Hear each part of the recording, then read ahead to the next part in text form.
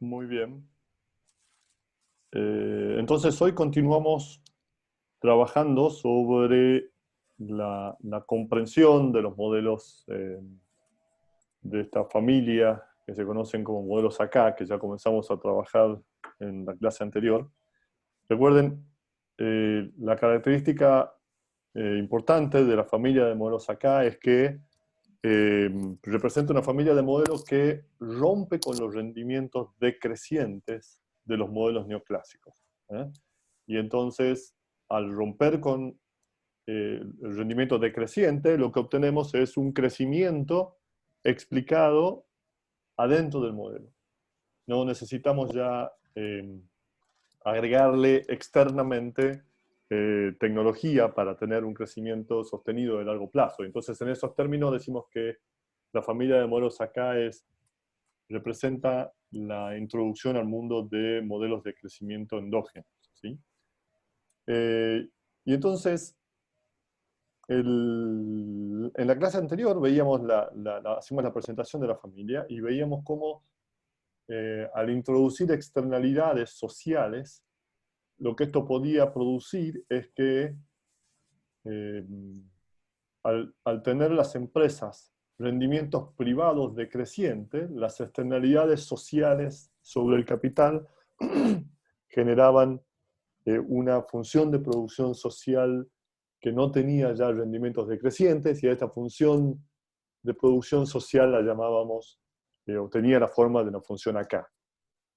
Sin embargo, en el modelo que analizábamos, el consumo, la decisión de consumo de los agentes, eh, estaba puesta exógena, en términos de que la decisión entre ahorro y consumo era fija a través del tiempo, ¿no? Entonces los agentes simplemente ahorraban una proporción S del ingreso que percibían. Y entonces Romer, en un paper del 86, aquí comenzamos el tema que vamos a desarrollar hoy, Romer, en un paper del 86, asume una economía de Ramsey, ¿no? Pero con una función de producción acá. Y entonces, lo que las familias hacen, como en el modelo de Ramsey, es intentan maximizar, o su problema es maximizar su utilidad intertemporal, ¿no? Descontada, una tasa de descuento RO, a través del tiempo, ¿no? Desde cero hasta infinito. Entonces los hogares lo que van a intentar es tener este sendero de optimización. Y entonces lo que vamos a... Este es el problema que tienen los hogares. Intentarán elegir este sendero que ya dijimos, ¿no es cierto? Un consumo en el tiempo cero, tiempo uno, hasta el infinito, pero sujeto a esta estructura de tecnología, ¿no es cierto?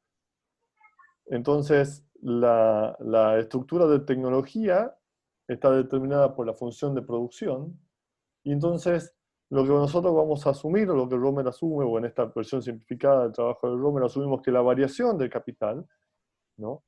Es simplemente la inversión bruta. Noten que Romer asume que la tasa de depreciación, perdón, es cero. La tasa de depreciación es cero, por lo tanto no agregamos acá el término de depreciación, ¿no es cierto? Que deberíamos agregarle. Esto es cero, por lo tanto se borra. Y entonces lo único que tenemos es el ahorro, que es la producción menos el consumo. Entonces el capital crece, el capital cambia en el tiempo, según lo que se ahorra. O sea, todo el ahorro que se traduce en inversión bruta se traduce en aumentos de capital. ¿Por qué asumimos tasa de depreciación cero? Porque simplemente para hacer el desarrollo del modelo lo más simple posible. No aporta nada a poner una tasa de depreciación, lo podemos luego agregar. Entonces, eh, fíjense, en este modelo, lo que estamos agregando de nuevo, estamos introduciendo Ramsey. Y nosotros ya conocemos, eh, pero estamos introduciendo Ramsey también con externalidades en la tecnología. Entonces noten que, de nuevo, eh, este alfa, recuerden que el alfa varía entre 0 y 1. Por lo tanto, lo que estamos teniendo es que las empresas privadas, si esto es la función de producción de una empresa, si esto es la función de producción de una empresa, déjenme que limpie un poquito. Si esto es la función de producción de una empresa, noten que tiene rendimientos decrecientes. Entonces, hay rendimientos decrecientes privados, pero lo que ocurre es que la externalidad de la tecnología, como en el caso del modelo de Frankel, ¿no es cierto? Como ya vimos, lo que va a hacer es tener un contraefecto contra estos rendimientos decrecientes privados. Y entonces vemos que el efecto del learning by doing se manifiesta de la misma manera que en el modelo de Frankel, con esta elasticidad, ¿no es cierto?, a los efectos privados sobre los efectos sociales, ¿no? Entonces, este es el modelo que plantea Romer, y nosotros, entonces esto transforma el modelo en un modelo acá con elección de consumo, y si le agregamos una función de utilidad con elasticidad de sustitución constante, nosotros ya conocemos la solución, y la solución es esta ecuación de Euler, recuerden, ¿no?, que la podemos expresar de esta manera o de esta manera, donde lo que dicen es que los hogares eligen, frente al problema que plantea Ramsey, los hogares lo que van a hacer es elegir el consumo que van a tener a lo largo de su vida siguiendo esta regla. Entonces va a tener una tasa de crecimiento del consumo, en la cual depende de la tasa de interés, de la tasa de descuento y de la elasticidad de sustitución. Recuerden que la elasticidad de sustitución es 1 partido en epsilon, ¿no es cierto?, dado la función de utilidad CES. Entonces, lo que tenemos es que cuando los agentes sean, ¿no es cierto?, cuando la tasa de interés sea más alto, el acceso de consumo que pueden tener las familias es más alto. Cuando las familias son más ansiosas, ¿no?, quiere decir que valoran más el consumo ahora, es decir, cuando esto aumenta, su consumo, la tasa de consumo desciende. Y de igual manera, cuando la elasticidad de sustitución es más baja, ¿no es cierto?, cuando 1 partido en epsilon es más bajo, eso quiere decir que es más difícil sustituir el consumo en el tiempo, por lo tanto, la tasa de crecimiento del consumo también va a descender. Entonces, esto era análisis que ya hemos realizado de la solución al problema de Ramsey. Y lo que nosotros tenemos ahora es que estamos planteando sobre la solución del modelo de Ramsey una nueva estructura tecnológica. Y la nueva estructura tecnológica, ¿dónde se va a manifestar en esta solución del modelo de Ramsey? Bueno, se va a manifestar fundamentalmente en la tasa de interés, ¿no es cierto? ¿Por qué en la tasa de interés? Porque nosotros asumimos que los mercados son perfectamente competitivos. Y si los mercados son perfectamente competitivos, la tasa de interés, recuerden, es igual al producto marginal del capital. Y el producto marginal del capital, naturalmente, va a depender de la estructura tecnológica que tenga la economía, y nosotros es básicamente la restricción que hay en el modelo de Ramsey, y ahora en este modelo de Romer, como ya vimos, recuerden que tiene una estructura de tecnología muy parecida a la del modelo de Frankel. Y entonces, considerando que la función de producción en este modelo, la función de producción individual, está determinada de esta manera, como ya vimos, el producto marginal de esta función de producción, piensen, o sea, f de k de esto va a ser igual a alfa por a barrado por k a la alfa menos 1. Y entonces lo que hacemos es sustituimos esta definición, ¿no es cierto? Recuerden que esto es igual a la tasa de interés, entonces sustituimos esto en la ecuación de Euler, que dice del sendero de crecimiento del consumo, Y entonces lo que tenemos es esta ecuación que está acá. ¿Mm? Que nos está diciendo de qué manera va a variar la tasa de crecimiento del consumo condicionado a esta función de producción. Entonces, piensen el crecimiento, ¿eh? Y dado que no es necesario, a los fines de lo que estamos describiendo, no es necesario asumir algún tipo de heterogeneidad, es decir, es razonable que asumamos que todas las empresas en este modelo son iguales, no hay ganancia de si asumimos que son diferentes. La solución óptima de expectativas racionales son todas las empresas iguales, ¿no? ¿Y eso qué quiere decir? Si son todas iguales, básicamente quiere decir que la estructura de capital, el stock de capital de cada empresa va a ser igual. Por lo tanto, el capital agregado es el número de empresas por el capital individual. Y entonces, haciendo esta sustitución sobre los efectos sociales de la acumulación de capital, sobre la externalidad, lo que tenemos es que esta sumatoria, la que está entre paréntesis, la podemos sustituir directamente por n por k. Donde al mismo tiempo esto, recuerden, es igual a 0 por k mayúscula, la eta, ¿no es cierto? Y entonces, con esta sustitución, podemos volver a nuestra expresión de la ecuación de Euler y vamos a sustituir el valor de a barra. Entonces, tomamos esta expresión y lo sustituimos aquí. Y entonces, fíjense que nos queda. Que esto es rho lo menos alfa a 0 por n a la eta por k a la alfa más z menos 1. Entonces, la ecuación de Euler queda expresada de esta manera en este modelo de Ramsey.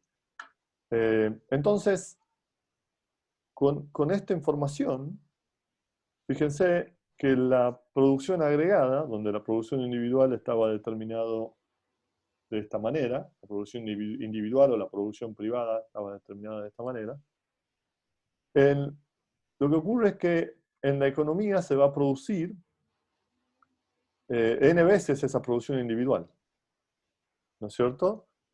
Entonces, sustituyendo luego el valor de A barra, nos queda que la producción agregada está determinado por este término que está acá. Es n veces a 0 por k a la eta, por k mayúscula, por el k agregado a la eta, por el k minúscula a la alfa. Y entonces, si hacemos una sustitución adicional, donde recuerden que el k individual, ¿no es cierto? El k individual, dado que asumimos que son todas las empresas iguales, es igual a k mayúscula partido en n, es decir, el k de toda la economía partido en el número de empresas. Entonces lo que tenemos es que la producción agregada es igual a por k a la alfa más eta, ¿no? Y entonces, noten que en el modelo ya estamos llegando a un resultado muy parecido a lo que obteníamos en el modelo de Frankel, donde A está descrito de esta manera, es una constante, por lo tanto, noten que lo que vamos a tener acá es que el resultado, en términos de lo que le pasa a toda la economía agregada, va a depender de alfa más zeta, ¿no es cierto? Si alfa más zeta es mayor, menor o igual a 1. Y entonces, teniendo en cuenta los valores de alfa y eta, lo que encontramos es muy parecido al modelo de Frankel, 3 casos posibles, ¿no? Entonces, si alfa más zeta, piensen, si alfa más zeta es menor que 1, tenemos rendimientos decrecientes. Y por lo tanto estamos en una economía, ¿no? Estamos acá, reexpresamos la ecuación de Euler, estamos en una economía en la cual es muy parecido a lo que pasa en Ramsey, en términos de que desaparece, el crecimiento eventualmente desaparece. Cuando llegamos a estado estacionario, el crecimiento va a desaparecer, dado que no hemos agregado tecnología. Y de hecho es bastante fácil darse cuenta que no puede ser de otra manera, el crecimiento tiene que desaparecer, porque si el crecimiento no desapareciera, acá hacemos un razonamiento por el absurdo, entonces piensen K tendería a infinito. Está bien, ¿no? Si no desapareciera el crecimiento en este modelo o bajo estos parámetros, K eventualmente llegaría a infinito o crecería mucho. Y recuerden que alfa más zeta es menor que 1, por lo tanto es equivalente, o sea, si alfa más zeta es menor que 1, quiere decir que todo este término que está acá es negativo. Y si es negativo, es lo mismo expresarlo como está expresado aquí, ¿no es cierto? Damos vuelta el signo y le ponemos K minúscula, 1 menos alfa más eta. Entonces, si el crecimiento no desapareciera y K fuera infinito, todo este término que está acá se iría a cero, porque K crece continuamente, este es un exponente positivo, dado que alfa más zeta es menor que 1, entonces lo que ocurriría es, vamos a ver esto porque si no, no se entiende, lo que ocurriría es que este término que está acá abajo subiría, por lo tanto todo este término sería cero.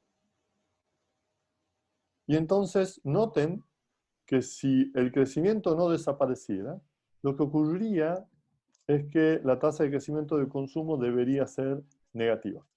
Y eso es una inconsistencia. ¿Eh? Por lo tanto, es razonable pensar que el crecimiento eventualmente desaparece bajo esta parametrización. ¿Sí? De la misma manera, o como en paralelo al análisis que hacíamos anteriormente, si alfa más zeta es mayor que 1, si alfa más zeta es mayor que 1, lo que tenemos es que hay rendimientos, ¿no? Hay rendimientos crecientes a escala, ¿no? Y rendimientos crecientes en el capital. Por lo tanto, el crecimiento va a ser explosivo. ¿Eh? ¿Qué quiere decir esto? Miren, a medida que K aumenta, este término es siempre mayor que 1, ¿no es cierto? Este término es siempre mayor que 1, por lo tanto, todo este término que está acá está creciendo, y dado que la tasa de descuento y la elasticidad de sustitución es constante, todo esto va a estar continuamente creciendo. Es decir, la tasa de crecimiento de consumo, ¿no?, va a estar creciendo. O sea, si K va a infinito, la tasa de crecimiento de consumo también se va a infinito. Y esto también es un resultado poco creíble en el largo plazo. ¿Eh? Entonces, finalmente nos queda el caso de alfa más zeta igual a 1. Y piensen, si alfa más zeta igual a 1, acá estamos en el caso de una función de producción acá. Y entonces estamos ya en el caso en el cual los retornos sociales, existen retornos sociales constantes al capital. Piensen, estábamos en una economía que tiene, la economía inicial tenía retornos privados decrecientes, o sea, la función de producción privada tenía retornos decrecientes, pero los retornos sociales, en este caso, pasan a ser constantes. Y es el caso de un resultado típico de un modelo de la familia K.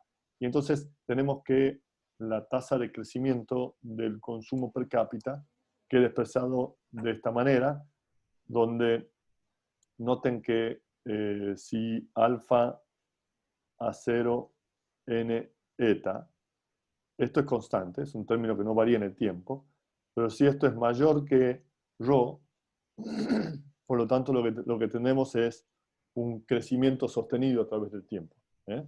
Entonces la economía tiene una tasa de crecimiento finita y constante.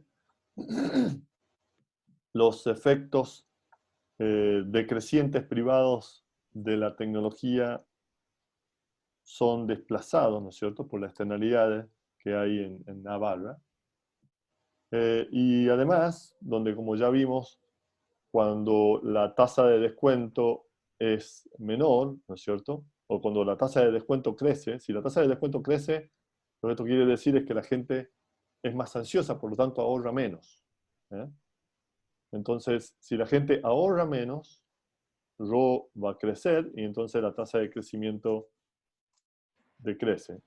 Y como también veíamos anteriormente, cuando los bienes de consumo se hacen menos elásticos, el crecimiento va a ser menor. Digamos. Recuerden, acá esto es 1 por epsilon. Cuando esto se hace menos elástico, cuando esto desciende, entonces todo el crecimiento de consumo se hace cero. ¿Cómo pensamos? ¿Qué significa consumo acá? ¿Qué significa elasticidad de consumo? Una forma de pensar elasticidad o la capacidad de sustitución de consumo. Yo creo que es razonable pensar en términos de los bienes que producen esta economía, o la economía que estamos analizando. Porque recuerden que nosotros, cuando pensamos en la función de producción agregada, que representa la producción de toda la economía, este I que está acá, ¿no? Este I que está acá, lo que nosotros estamos asumiendo es que es un bien complejo, ¿no? O si quieren, es un bien compuesto. Porque nosotros asumimos, fíjense, estamos asumiendo que es la producción agregada de la economía, y aparentemente que produce un solo bien, I. Pero en realidad es un bien compuesto, y ese bien compuesto, pensemos un bien que está compuesto por la canasta de bienes que normalmente se producen en esa economía. Entonces tendrá un bien 1, un bien 2, son todos los bienes que tiene la economía que produce normalmente. Entonces este bien compuesto, dependiendo de la economía, hay economías que tienen esta canasta de bienes, es más amplia, ¿no? Porque produce muchos más bienes. Y hay otras que es menos amplia. Entonces piensen en las economías que dependen de pocos bienes, que producen pocos bienes. Esta canasta de bienes es muy chiquitita, mientras que en economías más complejas tienen una canasta de bienes más amplia. Entonces, una forma de pensar esta elasticidad es decir que las economías que tienen canastas de bienes muy pequeñas tienen una elasticidad de consumo baja, una elasticidad de sustitución de consumo baja.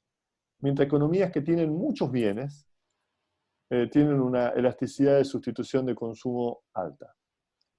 Entonces, una forma de entender el efecto que tiene la elasticidad de sustitución es pensar que economías que tienen cestas de bienes pequeñas, porque producen pocos bienes, no pueden sustituir muchos bienes entre sí, y eso lo que genera es una tendencia a que la tasa de crecimiento descienda, ¿sí?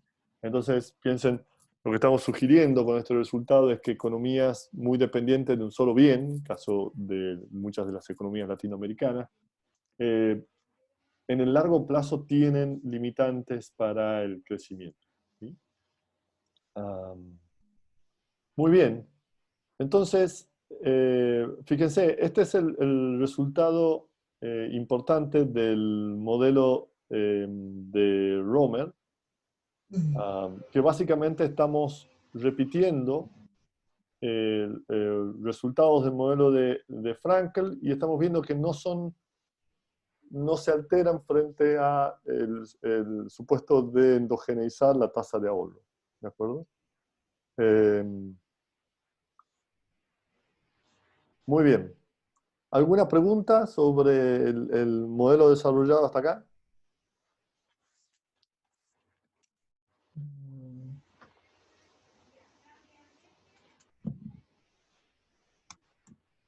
Muy bien. Entonces vamos a trabajar o analizar cuáles son los efectos sobre el bienestar que genera eh, el modelo acá. Y entonces, piensen, para analizar bienestar, eh, mientras que cuando asumimos una tasa de ahorro constante, ¿no? Sin una función de utilidad explícita, es difícil realizar análisis de bienestar. Ahora, cuando en el modelo que hicimos recién, lo que estamos asumiendo es que efectivamente la gente tiene una función de utilidad y por lo tanto hay una idea de bienestar agregado, ¿no? Cuando uno suma los bienestares de todos los hogares en el tiempo, lo que obtenemos es una idea de bienestar agregado. Cuando no teníamos función de utilidad y los agentes no decidían consumo, ahí es medio difícil analizar el bienestar. Sin embargo, nosotros en el modelo neoclásico hay una aproximación que es a través de este concepto de regla de oro que presentamos. Recuerden que hay un valor, una tasa de ahorro, que lo que hace es que el consumo intertemporal de todos los habitantes de la economía sea el máximo posible. Y entonces allí lo que estábamos nosotros haciendo implícitamente es un análisis de bienestar. Lo que estamos diciendo es un análisis de bienestar muy sencillo, donde decimos que existe una tasa de ahorro la cual genera el máximo bienestar porque genera el máximo consumo posible, ¿no es cierto? Entonces, en el modelo neoclásico, este era el análisis de bienestar que hacíamos, que era bastante simple, cuando asumimos la tasa de ahorro constante. Ahora que incorporamos una función de utilidad, eh, nosotros podemos analizar el bienestar, porque ahora efectivamente, como les decía antes, podemos entender si la sociedad, si la utilidad agregada de la sociedad es mayor o menor, ¿sí? Entonces, ¿cómo analizamos los efectos del bienestar? Piensen en el modelo que acabamos de presentar, ¿no es cierto? Los hogares están maximizando esta utilidad, sujeto a la restricción del cambio en el capital en el tiempo. Y entonces, cuando mejor puedan resolver este problema, más utilidad le genera. Y entonces, el típico dilema del análisis de bienestar es si un sistema de mercado descentralizado puede generar más bienestar que el que generaría un planificador benevolente que tiene toda la información de la economía. Entonces, nuestro análisis de bienestar tiene que ver siempre en esta comparación de si mercados descentralizados, ¿no es cierto? Mercados centralizados contra un planificador social benevolente, ¿cuál de los dos genera mayor bienestar? Medido el bienestar en términos del problema del modelo económico que estamos analizando. ¿Y cuál es la diferencia? La diferencia es que cuando trabajamos con mercados descentralizados, la información, no todos los agentes tienen toda la información de lo que pasa en la economía. Entonces, en un mercado descentralizado hay decisiones que toman los agentes sin que no tienen en cuenta los efectos de equilibrio general que hay en la economía, o sea, los efectos que tienen sobre todos los otros agentes. En cambio, el planificador social, nosotros siempre decimos que es un planificador social benevolente, importante, lo que hace es, este planificador social tiene la información de lo que ocurre en toda la economía y por lo tanto resuelve el problema atendiendo a toda la información que fluye en la economía. Entonces, siempre nuestro análisis de bienestar va a ser comparar lo que ocurre en mercados descentralizados contra lo que haría un planificador social benevolente. ¿Eh? Y entonces eso es lo que vamos a hacer ahora. Fíjense que nosotros, cuando resolvimos el modelo en la sección anterior, hemos asumido que los mercados eran perfectamente competitivos, por lo tanto estábamos en el mundo de los mercados descentralizados. Solamente para repasar, lo que nosotros asumimos es, recuerden, este era el problema de Ramsey, sujeto a estas restricciones, donde existía una externalidad, ¿no es cierto? Y esta era la externalidad, que era esta externalidad de aprendizaje mientras se hace, ¿no es cierto? De learning by doing. Y entonces sabemos que la solución es la ecuación de Euler, ¿eh? Expresada de esta manera, y entonces para resolverlo, lo que hacíamos es con mercados perfectamente competitivos, y entonces al decir mercado perfectamente competitivo estamos diciendo que son mercados que son descentralizados, ¿no es cierto? Es bien importante esto. Descentralizados, cada agente toma decisión con la información que tiene. La tasa, el precio del capital, de los servicios de capital, es igual a la tasa de interés, que es igual al producto marginal del capital. Y como nosotros asumimos que la función de producción, la función de producción es igual a esta función de producción que tenemos expresada allí, a barra por K a la alfa, la tasa de interés se hace igual al producto marginal de capital, que no es otra cosa que la derivada de la función de producción. Pero noten que es importante que nosotros estamos asumiendo que los individuos no conocen el efecto que genera su capital sobre la tecnología. Por lo tanto, piensen que si los agentes fueran conscientes de que su stock de capital genera un efecto social,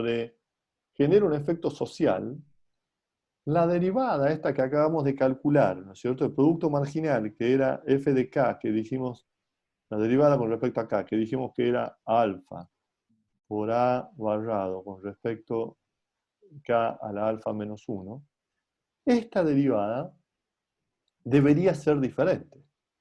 ¿Por qué? Porque ahora, en realidad, repito, si los agentes fueran conscientes del efecto que genera su capital sobre A, ellos deberían pensar que su función de producción es alfa por A barrado, pero A barrado es una función de K, porque cuando ellos deciden aumentar el capital también aumenta A por K a la alfa. Pero nosotros, en el caso estándar, para resolver el problema, nosotros asumimos que los agentes no son conscientes de esto, por lo tanto no conocen. ¿Y por qué no conocen? Porque decimos justamente que es una externalidad. Entonces los agentes no incorporan, no internalizan esta externalidad y deciden en forma descentralizada. Entonces, dado que deciden en forma descentralizada, el precio de los servicios de capital será igual a la productividad marginal de capital expresada de esta manera, y por lo tanto, lo que tenemos es que, dado que los individuos no conocen el efecto que genera su capital, y tomando el caso particular de alfa más zeta igual a 1, lo que tenemos es, y el resultado que ya obtuvimos anteriormente, es que la tasa de crecimiento del consumo viene expresada de esta manera. Entonces es positiva siempre que alfa más a sub 0 por n a la eta sea mayor que la tasa de descuento intertemporal. Entonces esto genera una tasa de crecimiento del consumo bien definida, ¿de acuerdo? Que ya hicimos el análisis. Pero esta solución es la solución de un mercado descentralizado, ¿no? ¿Qué ocurriría si ahora al problema lo resuelve un planificador social benevolente? Un planificador social benevolente. Entonces, lo que ocurre es que el planificador social ahora internaliza la externalidad. O sea que porque tiene la información y el planificador social conoce que esta externalidad y sabe que esta externalidad genera efectos positivos. Entonces lo que va a hacer es, va a internalizar la externalidad. ¿Y qué quiere decir internalizar la externalidad? Que el problema para los hogares ya no es este, ¿no? Donde asumían que A barrado estaba definido de esta manera, sino que ahora el problema para los hogares es este que está acá, es maximizar esta función de utilidad, pero sujeto al capital que cambia de esta manera. Donde noten, acá quizás sería oportuno poder sacar este caso B, porque asumimos que el capital de cada empresa es igual. Entonces ahora, el planificador social es consciente que cuando hay un pequeño incremento del capital, hay dos efectos. Uno es aquí, ¿no es cierto?, que era el efecto sobre la función de producción normal, y el otro es este efecto externo. Entonces ahora el planificador social incorpora los dos efectos. Entonces, fíjense que ahora la función de producción es f de k, ¿no es cierto? Y ahora ya sustituimos el valor de, ¿no es cierto?, de A barra, que es todo esto. Recuerden que, dado que asumimos que es todo, el stock, la producción de cada empresa, el stock de capital que adopta es igual, podemos decir, sustituir toda la sumatoria esta por N por K, a la eta, y redistribuyendo nos queda entonces que la función de producción individual es igual a A0 por N a la eta por K a la alfa más eta. Por lo tanto, ¿no es cierto?, el precio de capital, ¿no?, o sea, la tasa de interés, va a ser igual al producto marginal, pero esta vez con la función de producción incorporando las externalidades, o sea, internalizando las externalidades. Y entonces, piensen, el producto marginal acá, la derivada con respecto a acá, ¿no es cierto?, es igual a alfa más zeta por A sub 0, N a la eta, K a la alfa más zeta menos 1. Y es exactamente lo que sustituimos aquí. Entonces la tasa de interés es igual a todo este término. Y entonces, ahora sí, sustituyendo en la ecuación de Euler, lo que obtenemos es la nueva expresión de la ecuación de Euler, donde todo esto es la tasa de interés. Y para el caso de que estábamos analizando como referencia de alfa más zeta igual a 1, noten que este término se hace 1, esto se cancela, y entonces lo que queda es que la tasa de crecimiento del consumo es igual a todo este término que está acá, ¿no? Y entonces, ahora, para comprender, y solamente para el caso de alfa más zeta igual a 1, nuestro análisis de bienestar, ya tenemos el resultado de mercados competitivos y el resultado que se obtendría con el planificador benevolente, ¿cierto? Y entonces, acá está el crecimiento de consumo de largo plazo en el mercado competitivo y el crecimiento de consumo de largo plazo del mercado con un planificador benevolente. ¿Cuándo es mayor? ¿Cuál de estas dos tasas de crecimiento es mayor? Y noten que en el caso de mercados descentralizados, son muy parecidas, solamente que aparece este término alfa. Y este término alfa nosotros sabemos que es, por el supuesto del modelo, que esto es variante 0 y 1.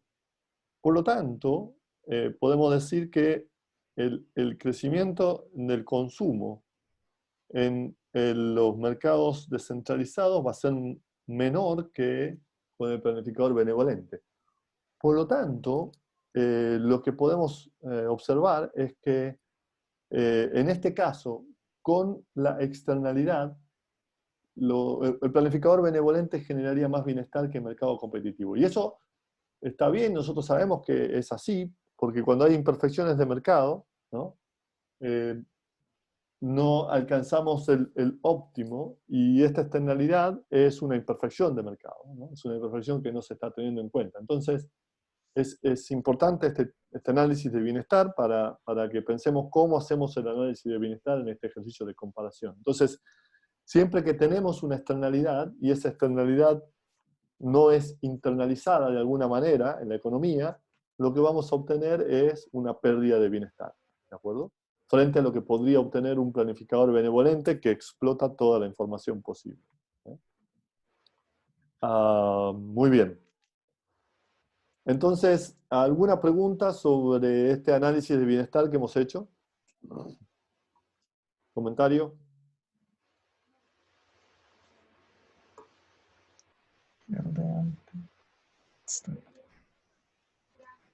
Disculpe, ¿cómo fue lo último que dijo Eh, sobre la externalidad? bueno, lo que tenemos es, ¿no es cierto?, que los mercados descentralizados generan menos, una tasa de crecimiento más baja que la tasa de crecimiento que generaría un planificador benevolente. ¿Y esto es por qué? Porque en nuestro modelo tenemos una externalidad. Recuerden que la externalidad era a barra, ¿no es cierto? Era el efecto del learning by doing. Y los mercados descentralizados, eh, cuando hay externalidades, se comportan en forma imperfecta. Y entonces, siempre que tenemos imperfecciones de mercado, la solución de mercado no es la solución óptima, justamente por las imperfecciones. Y entonces, justamente es lo que nuestro análisis de bienestar está reflejando, ¿no? Dado que hay una externalidad, y dado que esa externalidad no está internalizada en los mercados, lo que vamos a obtener son resultados de bienestar menos óptimos que el que se obtendría, que el que un planificador benevolente podría obtener. ¿Sí? Sí, ¿Responde eso a la pregunta? sí, gracias. Vale. Muy bien, ¿algún otro comentario?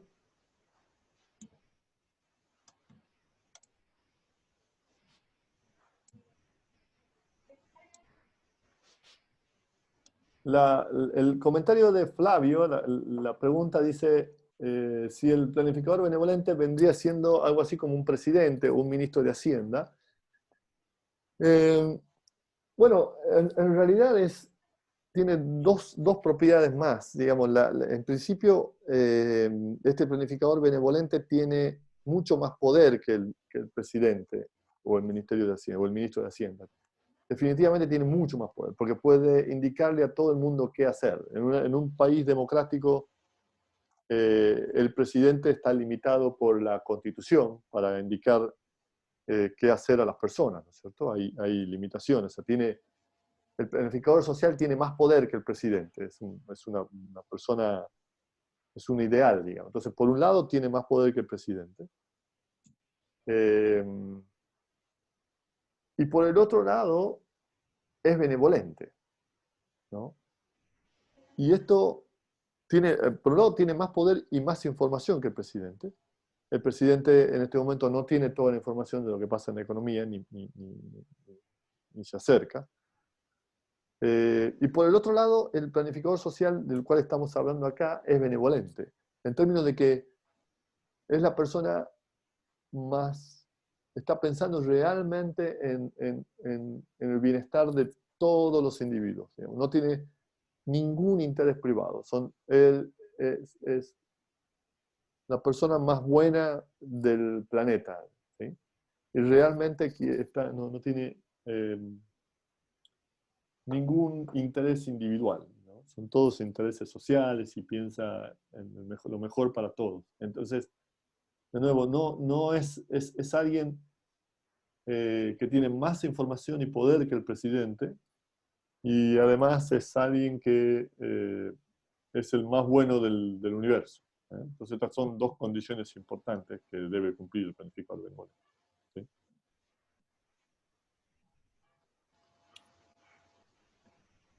Responde Flavio, ¿no?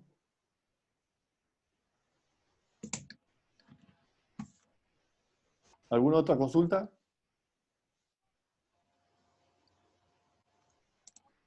Entonces nos movemos hacia ya ir cerrando y haciendo algunas reflexiones sobre estos resultados que obtenemos de pensar en términos de modelo acá la economía.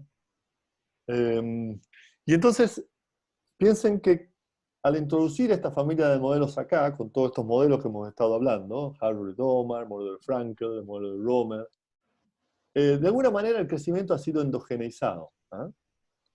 Ya no necesitamos la tecnología exógena para que haya crecimiento. Pero, sin embargo, aún el crecimiento resta sobre factores externos. ¿Eh? Por ejemplo, la externalidad que tuvimos que introducir. ¿Eh?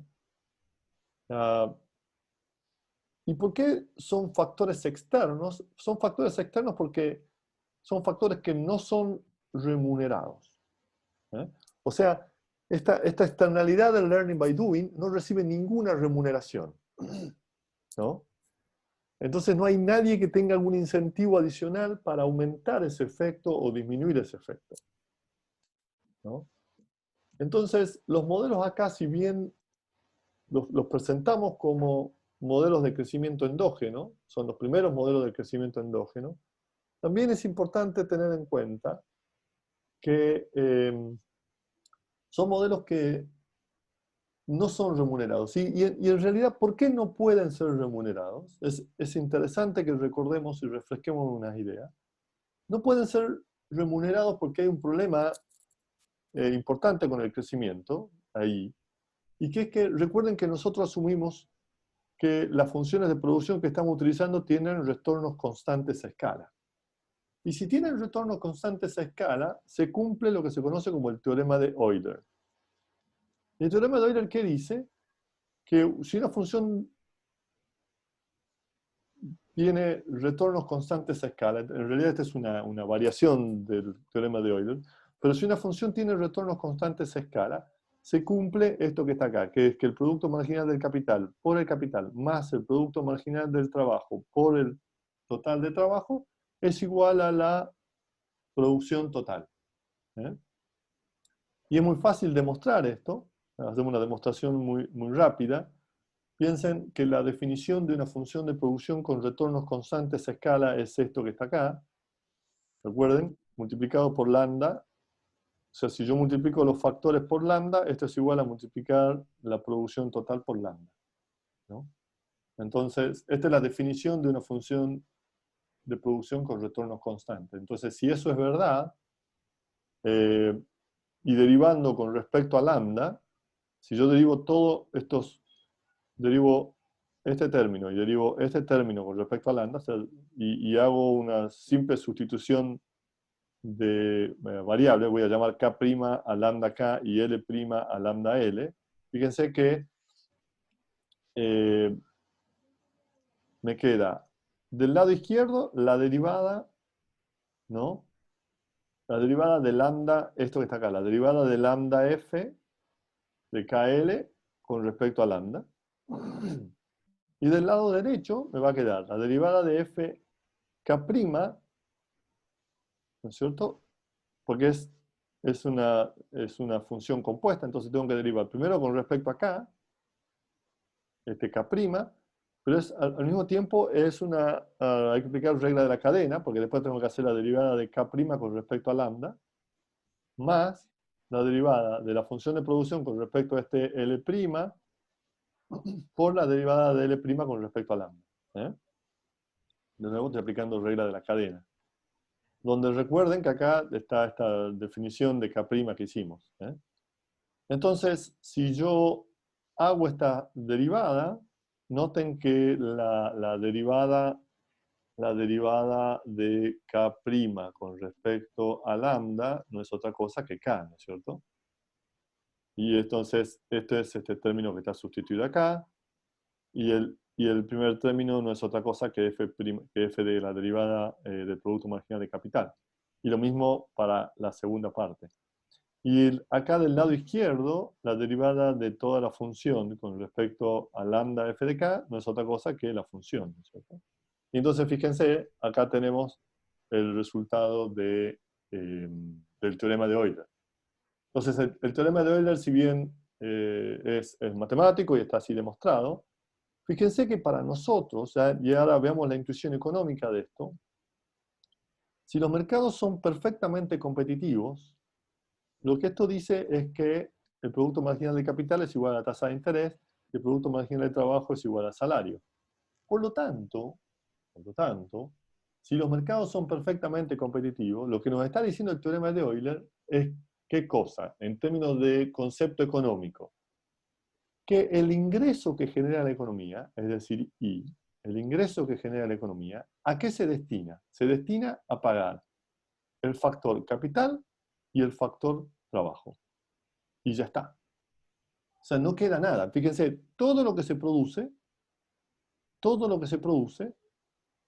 se destina a pagar trabajo y a pagar capital. Y entonces, acá es donde aparece este problema de tecnología, digamos, que en un mundo de mercados competitivos, no queda nada para invertir en tecnología, porque todo el dinero se usa para pagar capital y para pagar trabajo. Entonces, en un mundo de mercado competitivo, con función de producción, con retornos constantes, no tenemos dinero para pagar el crecimiento tecnológico. No tenemos dinero, o no nos queda dinero para invertir en tecnología. ¿Eh? Y entonces, esto es una limitante de toda la familia de modelos de crecimiento económico que asume que los mercados son perfectamente competitivos. Y entonces lo que vamos a tener que introducir luego en los modelos subsiguientes, donde nos comencemos a preocupar por el desarrollo tecnológico, son imperfecciones de mercado, de manera que, que los mercados no sean más perfectamente competitivos y allí nos queden algunos ingresos para ser invertidos en tecnología. Y vamos a ver más adelante con modelos de crecimiento endógeno donde explicamos la variación de la tecnología. Pero entonces, volvemos a nuestro problema, ¿no es cierto? Que queríamos, que estábamos mencionando anteriormente, yo lo tengo más adelante. El crecimiento, vuelvo a la reflexión sobre el modelo acá. Si bien el crecimiento ha sido endogeneizado, tenemos este problema, que es que aún el crecimiento sigue restando sobre factores externos, en términos de que no son remunerados. Entonces, esto es una limitante del modelo, de los modelos que estamos viendo hasta ahora. Entonces, una limitante. El otro tema importante a tenerse en cuenta es que en un mundo acá, digamos, cuando alfa más zeta es igual a 1, recuerden que la tasa de crecimiento del consumo estaba expresado de esta manera, ¿no es cierto? Cuando los hogares endogenizaban su decisión de ahorro. Y dado que la tasa de crecimiento del consumo es igual a esta, entonces nosotros ya veíamos que entonces la tasa de crecimiento del producto per cápita también se hacía igual a la tasa de crecimiento del consumo. Pero dicho esto, noten que si hay entre dos países alguna diferencia que haya entre eta, alfa, rho, n, o a sub 0 o epsilon, si uno de los dos países, un país 1 y un país 2, tiene, por ejemplo, ¿no?, eta 1 diferente, digamos que eta 1 es mayor que eta 2, lo que esto genera es tasas de crecimiento de los dos países diferentes. Entonces van a tener tasas de crecimiento, el país 1 va a tener una tasa, el país 2 otra. Y lo que esto significa es que no hay convergencia. De hecho, hay divergencia. Porque al tener, imagínense, un país crece a un 3% y el otro país crece a un 5% para siempre. Entonces, nada, divergencia absoluta. Entonces, todos los países que tienen, en el modelo acá, todos los países que tienen alguno de estos parámetros estructurales diferentes convergen hacia, o sea, divergen, no es que convergen a grupos de convergencia, sino que divergen completamente. Y piensen que en los modelos neoclásicos nosotros teníamos alguna explicación de un fenómeno que se observa, que es el de convergencia, no absoluta, pero sí de clusters, sí de grupos de convergencia. Mientras que los modelos acá lo que dicen es que no habría ningún tipo de convergencia, sino que en realidad habría divergencia. Entonces, si bien no necesitan la tecnología externa para explicar el crecimiento, los modelos acá sí tienen este problema de que no explican la convergencia. Y entonces esto abre un debate grande entre el entre la familia de modelos acá y la familia de modelos neoclásicos. Y este debate tuvo, fundamentalmente, uno de los puntos más críticos es el punto de la convergencia, que ya lo mencionábamos antes, ¿sí? O sea, uno observa en el mundo alguna forma de convergencia condicionada o convergencia absoluta. Y en los modelos acá más simples, en realidad existen divergencias. Entonces esto es un problema de este debate entre los modelos, entre si es mejor los modelos neoclásicos o los modelos acá. Es un viejo debate que hoy por hoy yo creo que ya está cerrado, pero si bien es interesante visitarlo conceptualmente. Entonces, una primera crítica en la comparación era que los modelos, en favor de los modelos neoclásicos, es que en la economía lo que uno observa lo que uno observa es que hay convergencia. Por lo tanto, no estamos en el mundo acá, sino que estamos más cerca del mundo neoclásico.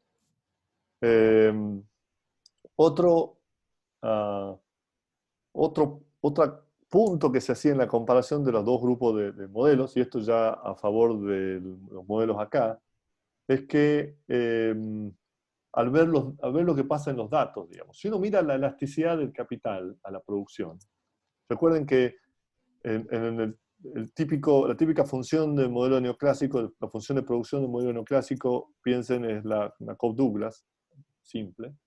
La elasticidad, ¿no es cierto?, del capital a la producción viene determinado por este término que está acá, es decir,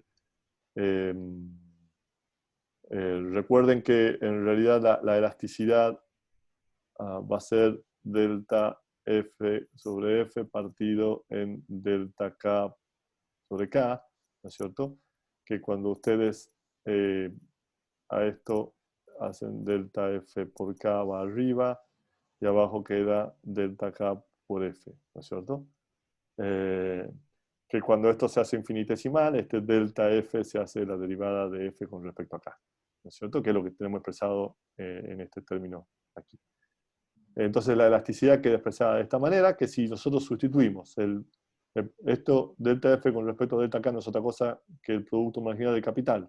Entonces si lo sustituimos, acá está el producto marginal del capital por el capital y abajo tenemos la función de producción, entonces se cancelan estos términos y nos queda que es igual a alfa. Entonces fíjense que la elasticidad de producción, la elasticidad del capital a la producción es igual a alfa. Eso está implícito en el modelo neoclásico estándar, ¿no? Entonces, este alfa, ¿no?, también, como vimos antes, y por el teorema de Euler, recuerden que la función de producción con retorno constante la puedo descomponer de esta manera, ¿no? Por lo que FK por K, ¿no es cierto?, el producto marginal de capital por K se puede expresar, ¿no es cierto?, se puede expresar como el producto marginal de capital, que es esto que está acá, por K, que sustituyendo nos queda alfa por K a la alfa. Recuerden que alfa por K a la alfa, y todo este término que está acá no es otra cosa que f de KL, ¿no es cierto? Por lo tanto, fíjense que el alfa puede ser interpretado o como elasticidad de sustitución o como la participación que tiene, ¿no? Noten este alfa por f de KL. O sea, este término que está acá puede ser alfa por f de KL. Y si uno resuelve esto, acá me va a quedar 1 menos alfa por f de KL. Por lo tanto, el alfa refleja también la parte del ingreso que va destinado a los que tienen el capital, ¿no? Los pagos de capital.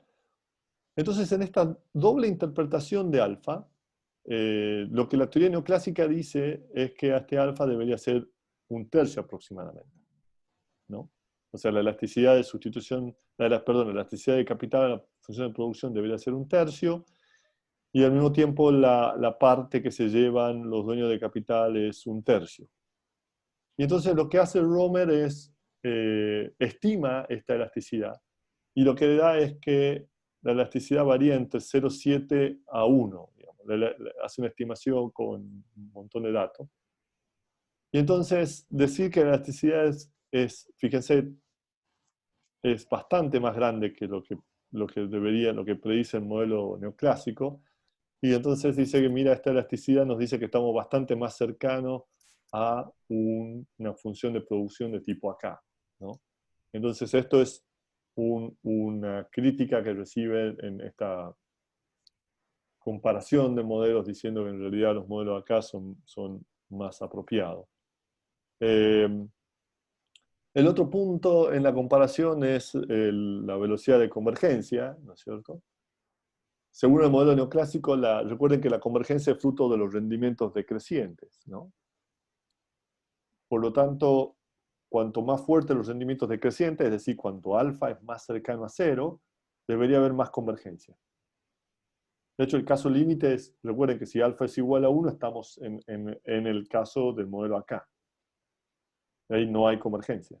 Entonces, esto es una afirmación del modelo, del modelo neoclásico.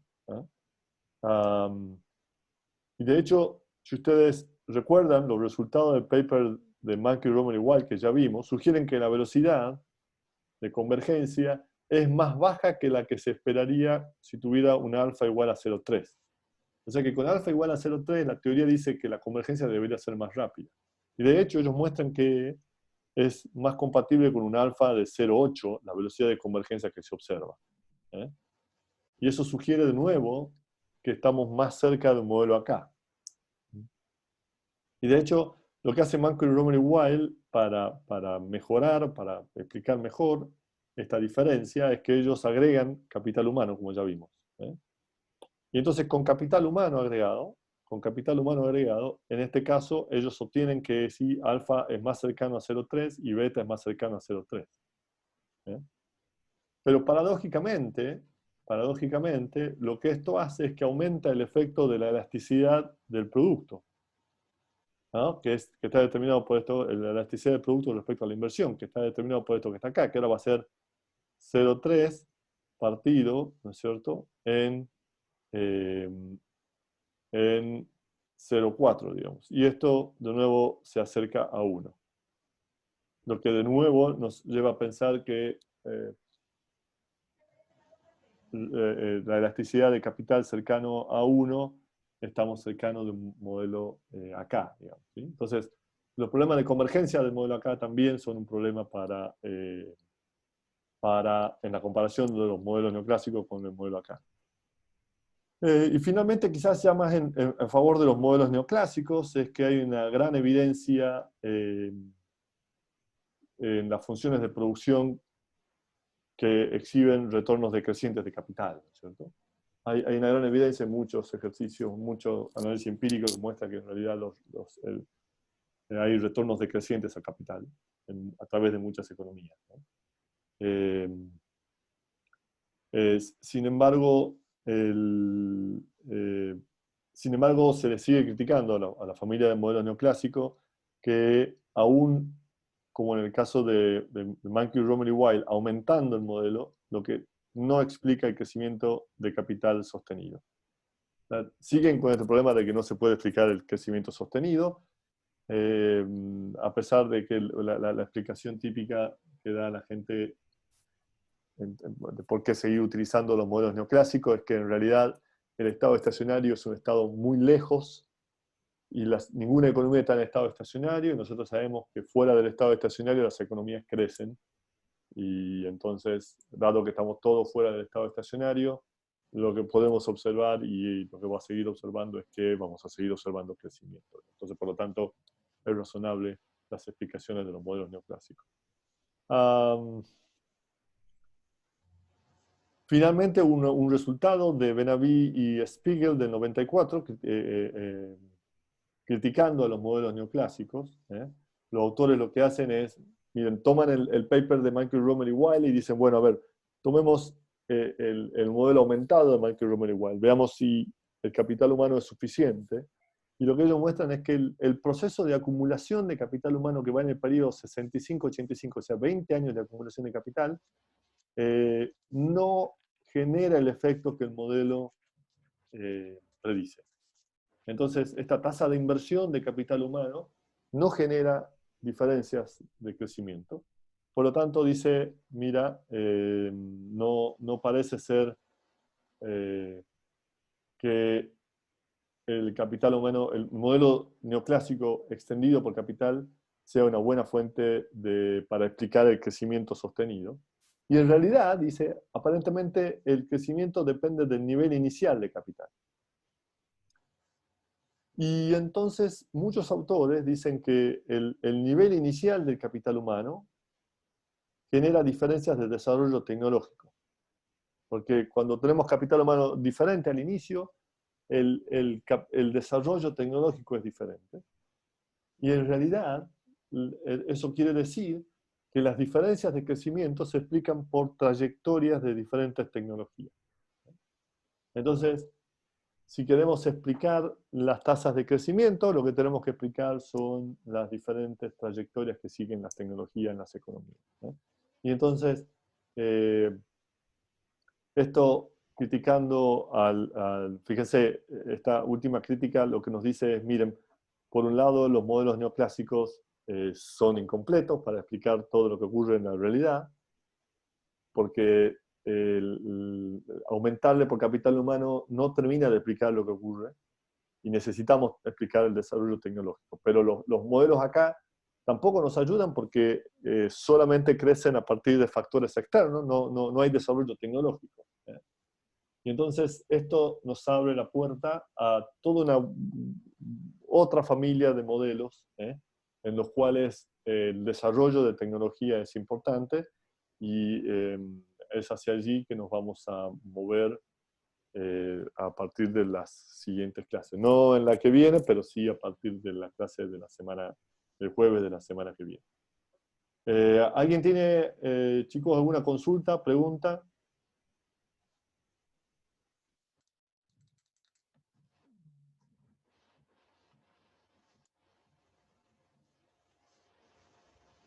¿Dudas?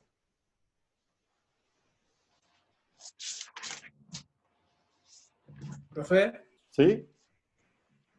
con respecto a la trayectoria de la tecnología, es que en el capítulo 2 del libro se proponía un análisis del modelo acá en economía abierta, que se mostraba una convergencia.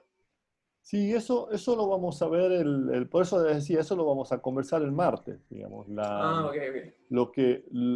respuesta en este debate que yo les ponía entre la familia, entre los que prefieren los modelos neoclásicos y los que prefieren los modelos acá, una de las respuestas del mundo de la gente que usa modelos acá fue, mira, si nosotros extendemos los modelos acá y lo ponemos a funcionar en economías abiertas, ahí sí observamos convergencia.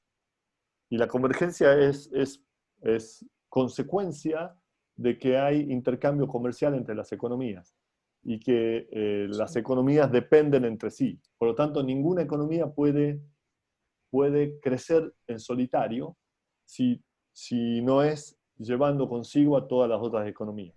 ¿Ah? Y ese análisis también se ha hecho para el modelo de Solow. Sí, pero como el modelo de Solow, si se lo hace abierto, pero fíjate que el modelo de Solow no necesita incorporar o abrir la economía para generar convergencia, porque ya los rendimientos decrecientes son los que generan la convergencia, ¿no? Y eso lo que asume como exógeno, ¿no? Exactamente. Ok. Exactamente. Muy bien. ¿Algún otro comentario, chicos? ¿A qué se refiere con nivel inicial ¿De de capital humano? capital humano? Sí. Sí, en el paper de Benavy y Spiegel, lo que ellos toman es la educación de la gente al inicio del periodo de análisis que ellos están haciendo. Porque la diferencia clave es que está en que si tú quieres explicar la tasa de crecimiento de las economías en el tiempo, el modelo de Mankey, Romer y Weil extendido por capital humano lo que te dice es que para explicar lo que tienes que hacer es tener en cuenta la inversión que se hace en capital humano, ¿no es cierto? Entonces, si tú tienes en cuenta la inversión que se hace en capital humano en cada periodo, de esa manera puedes explicar mejor lo que ocurre en términos de tasa de crecimiento de largo plazo. Pero los autores lo que encuentran es que no, o sea, no tiene ningún efecto. O en realidad los resultados no son como el modelo predice. Y entonces lo que ellos dicen es que, mira, solamente tomando la educación que tienen las personas al inicio del año en el año 65, ¿no? Con eso explico mucho mejor lo que ocurre con la tasa de crecimiento de largo plazo, ¿no? Y entonces, de allí es que muchos autores se aferran para sostener de que el nivel inicial de capital humano determina las trayectorias tecnológicas. ¿Se entiende, Flavio?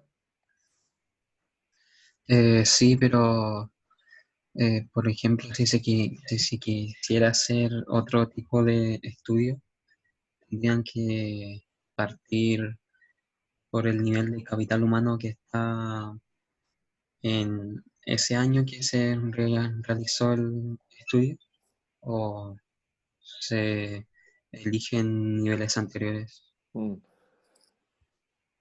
Eh, no, naturalmente tú tomas siempre el punto inicial, pero lo que estás tratando de diferenciar, ¿no es cierto?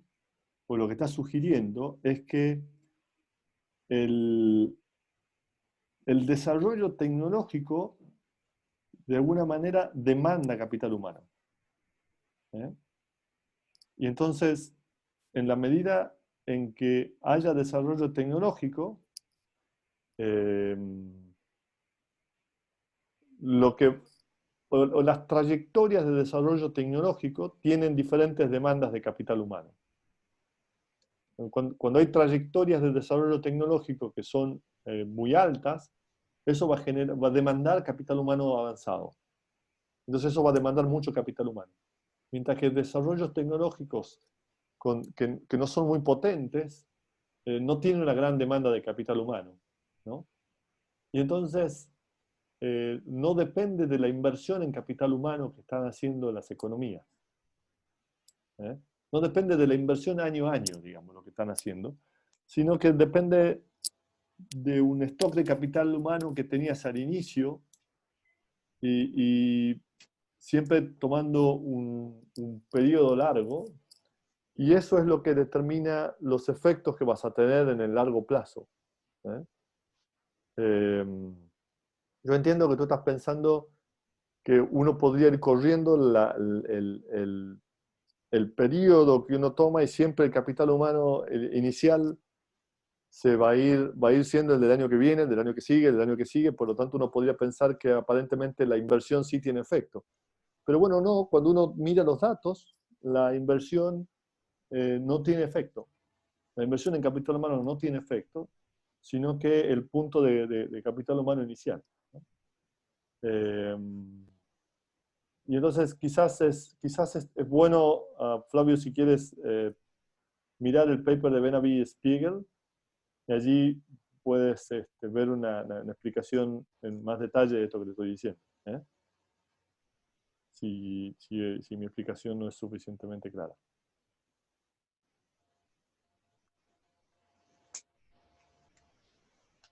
Muy bien. ¿Alguna otra consulta, chicos? Mm, disculpe, ¿puedes retroceder un par de diapositivas? ¿Hasta dónde? ¿No más? Eso ahí. Eso. Vale. Ah, no, digo, ¿no falta algo ahí? ¿Falta una parte? ¿Le puedo hacer clic de nuevo? Ahí está. Eso mismo. Ya, gracias. Así que una foto. Ajá, vale, vale. Pero igual todo esto yo lo subo, ¿no? Sí. Todos Hay estos... que saco foto en el momento, me es más fácil así. Ajá, vale, vale. Muy bien, chicos. ¿Alguna pregunta? ¿Comentarios? Así que no. Ok. Hoy no hacemos la charla individual, que tengo una reunión en 10 minutos y necesito ir a comer algo, así que estoy medio apurado. Bien. La retomamos el martes. Muchas gracias. Por favor, no dejen de